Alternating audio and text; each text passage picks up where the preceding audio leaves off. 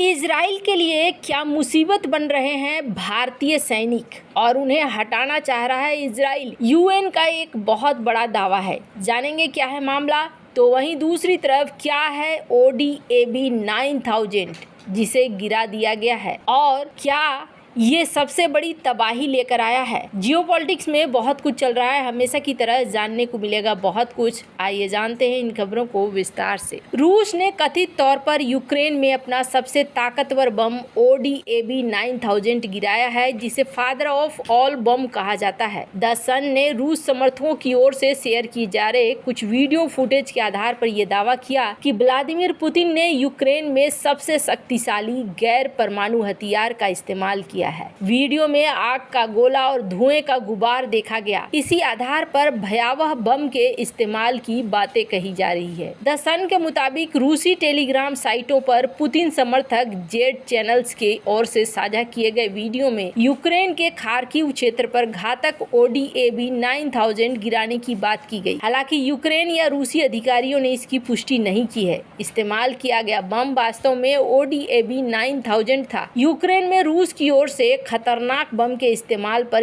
Expert बटे हुए हैं। एक्सपर्ट का कहना है कि पुतिन अपने शस्त्रागार के शक्तिशाली हथियार को बिना वजह एक खाली क्षेत्र में नहीं गिरा सकते हैं। कुछ लोगों का मानना है ये कम शक्तिशाली ODAB 1500 थर्मोबैरिक बम हो सकता है। एक्सपर्ट ने ऐसा भी अनुमान लगाया है कि ये विशाल विस्फोट यूक्रेन के खिलाफ रूसी सेना द्वारा इस्तेमाल किए गए फैब 3000 हवाई बमों की वजह से हो सकता है। टेलीग्राम पर फाइटर बॉम्बर चैनल का दावा है कि ये कम शक्तिशाली फैब 1500 वर्जन था। इस बम के इस्तेमाल पर सवाल ये भी है कि अगर ODAB 9000 को गिराने के लिए यूक्रेन के ऊपर विशेष जेट के उड़ान भरने की जरूरत होगी। इसे Tu-160, Tu-95, Tu-22 M3 जैसे रूसी रणनीतिक बमवर्षक से गिराया जा सकता है। इनमें से किसी भी जेट को हाल के दिनों में क्षेत्र में नहीं देखा गया है। एक्सपर्ट का कहना है कि इस बम को लेकर आने वाले विमान को जमीन के इतने करीब से उड़ान भरनी होगी कि वो निगाह में आ जाएगा। इतना ही नहीं,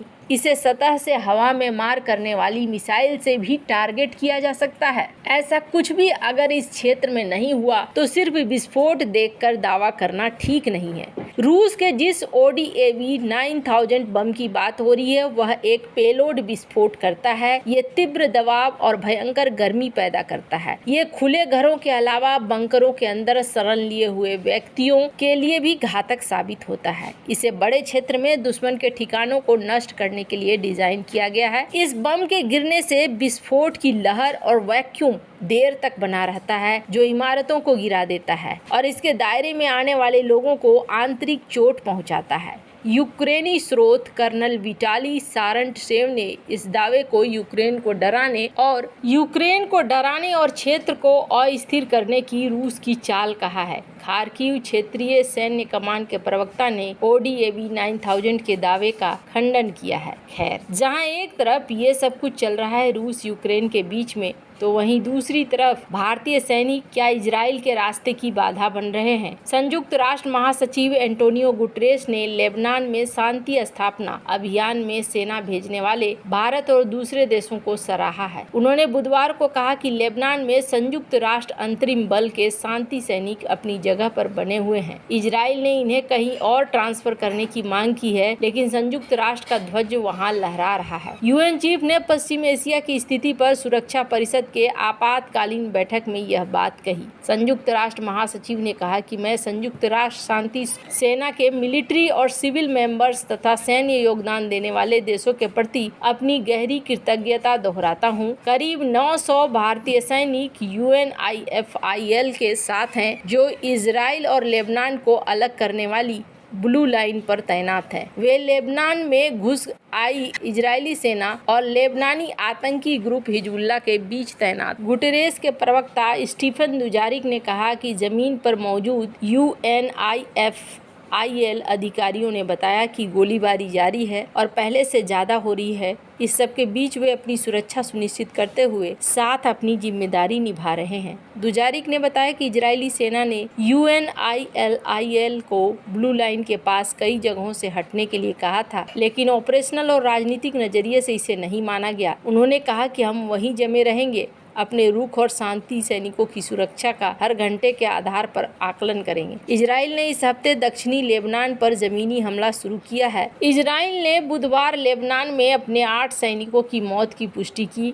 लेबनानी अधिकारियों का कहना है कि बैरूत पर बुधवार रात को हुए भारी इजरायली हमलों में कम से कम 6 लोग मारे गए हैं। इससे पहले इजराइल और हमास के समर्थक ईरान ने मंगलवार रात इजराइल पर बड़ा मिसाइल हमला किया था और जिसके बाद से यहाँ दिक्कतें अभी भी बढ़ रही है। वैसे आपको बता दूं, जिस तरीके से चीजें यहाँ चल रही है, ऐसा लग रहा है कि क्या इजराइल और ईरान के बीच शांति में भारत कोई भूमिका निभा सकता है। ईरान ने मंगलवार को इजराइल पर हमला किया, लेकिन ये हमला सिर्फ मिसाइलों की बौछार नहीं थी, बल्कि इन मिसाइलों में 700 से 1 kg का वॉरहेड पेलोड था। यह एक पूरी इमारत को नष्ट कर सकता है। भारत में इजराइल के राजदूत रूबेन अजार ने कहा कि यह हमारे युद्ध के इतिहास में अभूतपूर्व है। इसके अलावा उन्होंने युद्ध रोकने में भारत की भूमिका को लेकर भी बात की। साथ ही कहा कि इजराइल शुरुआत से ही युद्ध को राजनयिक तरीके से रोकने का इच्छुक रहा है। एनडीटीवी की एक रिपोर्ट के मुताबिक राजदूत ने इजराइल के खिलाफ ईरान की बढ़ोतरी को एक गंभीर स्थिति बताया। उन्होंने कहा कि सौभाग्य से ईरान के पास दुनिया की सबसे अच्छी मिसाइल प्रणाली है, इसलिए ज्यादातर मिसाइलों को इजराइल ने रोक दिया। कोई महत्वपूर्ण क्षति नहीं हुई। जो मिसाइलें इजराइल में गिरी वो भी खुले इलाके में गिरी। इजराइल ईरानी लोगों के खिलाफ नहीं है, बल्कि वह ईरान के कट्टरपंथी शासन के खिलाफ है। उनसे ये सवाल किया गया कि क्या भारत क्षेत्र में शांति में भूमिका निभा सकता है। इस पर उन्होंने कहा कि ये भारत को तय करना है। कूटनीति हमेशा काम करती है। हमने शुरू में राजनयिक चैनलों के जरिए 7 अक्टूबर को हमले के बाद स्थिति को संभालने की कोशिश की, लेकिन उसने काम नहीं किया। कभी कभी जब चरमपंथी शासन में होते हैं तो खुद का बचाव करने के लिए, प्रभावी होने के लिए इसे दृढ़ता से निपटना पड़ता है। उन्होंने आगे कहा कि भारत क्षेत्र में महत्वपूर्ण भूमिका रखता है, इजराइल का मित्र है, भारत से यूरोप को जोड़ने वाला कॉरिडोर बनकर रहेगा। इजरायली रक्षा बलों का हवाला देते हुए राजदूत ने कहा कि सौभाग्य से हमें इजराइल में किसी भी जान माल का नुकसान नहीं हुआ, साथ ही बहुत ज्यादा नुकसान भी नहीं हुआ। ईरान को इजराइल ने गंभीर परिणाम भुगतने की चेतावनी दी है। ईरान के खिलाफ अब जवाबी हमला क्या होगा, इसे लेकर उन्होंने कोई जानकारी नहीं दी। उन्होंने कहा कि हमारे सामने एक चुनौती है, क्योंकि इस प्रकार के कट्टरपंथी लोगों को रोका नहीं जा सकता है। हमने इसे बार बार देखा है, जब हमास ने हम पर आतंकी हमला किया या जब नसरल्ला ने इजराइल पर हमला करने का फैसला किया, उन्होंने अपने लोगों की भी परवाह नहीं की। ईरान के खिलाफ अब जवाबी हमला क्या होगा ये कुछ भी नहीं बताया, लेकिन उन्होंने कहा कि हमारे सामने एक चुनौती है, क्योंकि इस प्रकार के कट्टरपंथी लोगों को रोका नहीं जा सकता। हमने इसे बार बार देखा है, जब हमास ने हम पर आतंकी हमला किया था, नसरल्ला ने इजराइल पर हमला करने का फैसला किया, उन्होंने अपने लोगों की परवाह भी नहीं की है। इसलिए यहाँ पर समस्याएं आगे रखी हुई है। वैसे आपको बता दें, इकोनॉमी हो, व्यापार हो, तेल हो, नौकरी हो, मार्केट हो, इजराइल ईरान महासंग्राम का असर तो पड़ेगा ही। शेयर बाजार में पड़ना शुरू हो चुका है और तेल में पड़ना शुरू हो चुका है। अब आगे देखिए क्या क्या होता है। वैसे आपको क्या लगता है, इन सब मामले में आपकी क्या राय है, कमेंट कर जरूर बताएं। जल्द मिलते हैं नई वीडियो में नई खबर के साथ।